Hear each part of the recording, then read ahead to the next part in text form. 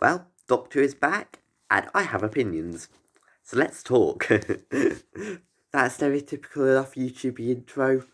I don't know. I've not done one of these in ages. I never did get the hang of it. So, Doctor Who is back with the Star Beast, originally a comic for the fourth Doctor in the 1980s? 70s, 80s? Not quite sure. But adapted by Rusty Davies for the start of the 2023 60th anniversary celebrations. So, we're finally here. God, it's been a long wait. But I must say, I really enjoyed it. Really, really enjoyed it. Yes, it wasn't the most profound, deep, and meaningful bit of TV ever. It was a crowd pleaser. It was a Series 4 style adventure with Donna and her family, which was just wonderful. Yeah, I will say I really enjoyed Donna's daughter, Rose, played by Yasmin Finney from Heartstopper. If I get names wrong, I'm so sorry. Names are never my strong point.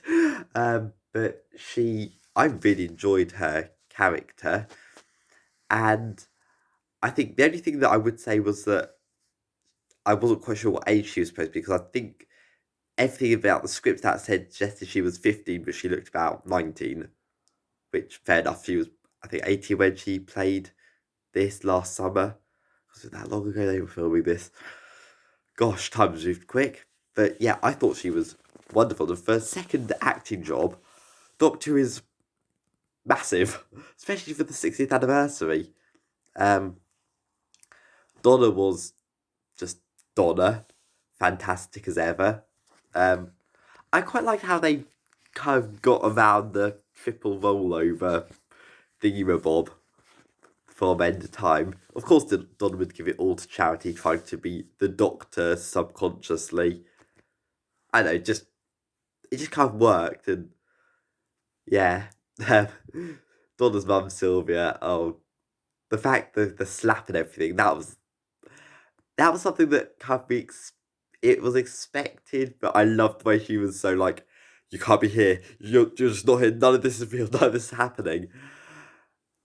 Yeah.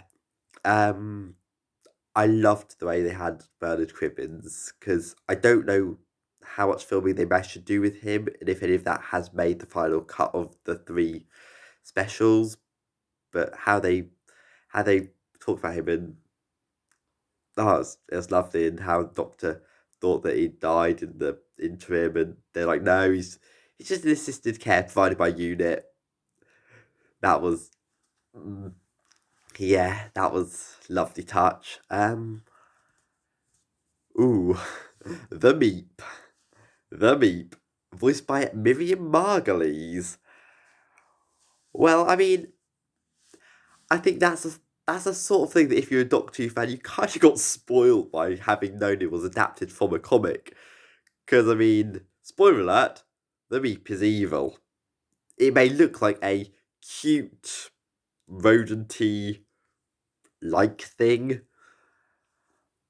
but I mean, the first half or so of the episode where it's just like, it was just so cute and innocent and sweet, and trying to pretend to be a stuffed doll that Donna just immediately goes and pokes in the eye. Yeah, that whole. But when it turned evil, I mean, could they have gotten away without showing the very, very sharp teeth? Probably. It'd probably been scary if they hadn't, but I can understand they want to show that it is monstrous rather than the slightly weird insecty Wraith Warriors. I thought they were a little bit underutilized, but there's a lot this story had to do anyway, introducing Tennant, Tate, well, reintroducing them, um, focusing on the aftermath of the meta crisis. I've got thoughts on that. I'll get to that. I really will. Um, but yeah, I just love the fact they got Miriam Margolyes to voice the Meep, and I mean the behind the scenes for the Meep were really interesting. How they controlled it. Some things never change. If you're a monster in Doctor Who, chances are you can't see, hear, or usually breathe. Remember that if you're ever not working on Doctor Who. But yeah, I loved. I mean, I thought the episode looked gorgeous. It felt like watching a movie. It really did. It was just gorgeous. Um, Character I forgot to mention: Shirley Ann Bingham, was it? Ruth Badley. Oh gosh, please don't get the name right. Um, I really liked that character. I thought it was so clever that the way they incorporated like the wheelchair, they turned it into something that literally it was weaponized.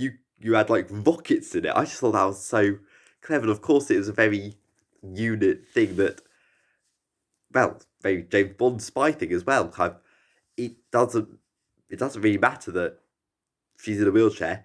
The wheelchair can be used to partly save the day. And there was the bit where kind of lucky that she couldn't go up the stairs in some ways, but where the unit soldier went up the flight of stairs, she was like, "Don't make me the problem." Just I can't remember what she said, but stuff like that. But I really I thought that was brilliant how she managed to rescue the doctor and that when they were captured by the Meep. God, that I mean, I was waiting for the Meep to turn evil. I knew it was going to be evil. There was no way it wouldn't be because of the comic. But the moment it was going to turn, that was so. That was such a good moment. It's like, of course it's evil. But yeah, so I really liked her character. The bit where the soldiers got hypnotized, possessed by the living sun, black sun, whatever it was, the sun thing that kind of drove the Meeps crazy, evil. I don't know. I thought that I was a bit confused by that at first because with the fight scene between the Wrath Warriors and the soldiers, that was I was very confused. I thought everyone was after the Meep. I thought they'd been possessed by the toy maker. Spoiler alert for Special 3. Hasn't aired yet, but the toy maker's in it. I think RTD confirmed that on the one show that that's of Neil Patrick Harrison. But yeah, I didn't quite get that until they were like until later on where it's like, oh, it's the Meeps possess them to serve as the Meeps army. Um yeah, the meta I'll touch the meta quite later. The fight scenes and like the big explosion of the Temple Noble. God, that does sound like a place on the National Trust. Temple Noble. I can see why Donna's stuck with Noble. But on that battle thing along that road, I'd seen filming pictures. I think they'd been leaked all over the internet. That's how I knew about the Wrath Warriors and also kind of Beep the Meep. Well, just the Meep. I don't think it was explicitly confirmed to be Beep the Meep, but I think everyone referred to it as Beep the Meep. But yes, so yeah, I loved that fight scene because it was so clever, like how they brought back the resonating concrete. Did think the Sonic was a little bit overpowered, like creating the force field thingamabobs, but it's a sonic screwdriver. They make it up as it goes along, and quite frankly, they needed a tool so they could escape. And it's a bit overpowered, but when it's not the worst it's been in the past. And I thought it looked cool. Tennant, still don't know why his face is back, but he was just electric. But yeah, the fact they managed to do like this entire fight sequence, I mean, I'm I was blown away by like the directing, especially having seen things in like Doctor Who magazine and that, and interviews with the director Rachel Talalay, because they filmed this, and I think at one point she had COVID in it, so she was doing remote filming, and yeah, I'm just blown away of how good it looked because I'm used to Doctor Who being the decently sized, decently budgeted British sci-fi show, not something that could cinematically take on. Well, I think I've seen movies in cinemas that have looked worse, and not just like movies a long time ago. Like recent-ish movies. So, yeah, that's quite something. Um, what else? The set. I mean, the set for the big spaceship thing. That looked. The steel works. The big blasty rocket hyperdrive thing. That looked cool. There's a lot more from the trailers from Special One than I realised, I must admit. Because I thought things like all the cracks opening up across London. I was convinced that was in the third special, but then probably shouldn't because I know they filmed that in Bristol. I thought quite a lot of like the bits where they were in the spaceship. I thought that was from the third special, or probably even the second. But that was, well, it looked incredible, and I hope that they use the extra money they get wisely, because if they can make every episode look as good, this could be a hell of an era, and I cannot wait to see what the next few months brings, because it's exciting, very exciting. Um, oh, the meta crisis. I am a little bit mixed on it, admittedly, because it does, the way they kind of solved it does kind of cheapen it a bit. Kind of I mean, it made sense in a way, kind of like the offspring, but I mean, the bit where they released Donna, when the Doctor released Donna from the Meta Crisis mind block thingy-mabob, I thought was really cool and emotional. So they solved it, then Donna was kind of dying. I, I I thought that was good. I mean, I knew Donna couldn't die. She's in the next two specials. We've had confirmation of that. Well, definitely the third. I don't know if we've actually seen really anything from the second yet, apart from a little teaser they put on YouTube last night and a bit on Doctor Unleashed. But it's exciting. But yeah, it made sense how they did it with Rose being part Meta Crisis, but I'm not sure if I liked how they did it because I felt like it cheapened it, like the series 4 finale a bit. But then again, I don't watch the series finale to see the tragic ending anyway. I was too young to remember the tragic ending, so I don't find it particularly tragic. I get the concept of it, I get the tragedy behind it, but it didn't affect me so much because I don't remember watching it back in 2008 because I was very young. um, yeah, so also actually on the subject of that and Rose, I I found it funny when they were released on and they like the binary, and then when they cut to Rose later on, like the flashback explaining it where she went non-binary. I thought that was such a clever way of tying that in. I mean, they did focus a bit on, well, was she non-binary or trans? I can't remember if they made it explicitly clear. I know the actress is trans. I know they've talked about that in The Doctor Unleashed. And I thought they handled that really well. For it was a part of the story, but I don't think it was the only thing. And I mean, it was only a 60-minute adventure. You couldn't make characters a million miles in depth. But I hope she returns. I hope we see more of Rose in the future because I think she's a phenomenal character, and I love the way they like she chose the name Rose because of subtle influences by the Meta Crisis thing that would have even realised the shed was a bit TARDISy. I was just also it just all kind of tied in nicely.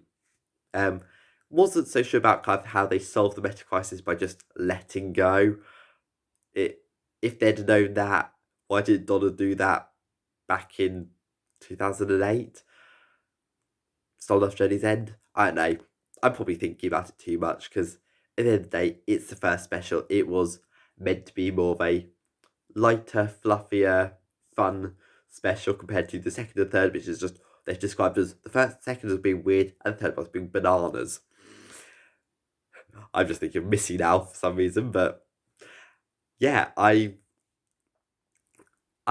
really glad it's back. I can't wait for the rest of the specials, and yeah, I think I'm gonna wrap it up here. I can't think of anything else at the second. I really enjoyed it.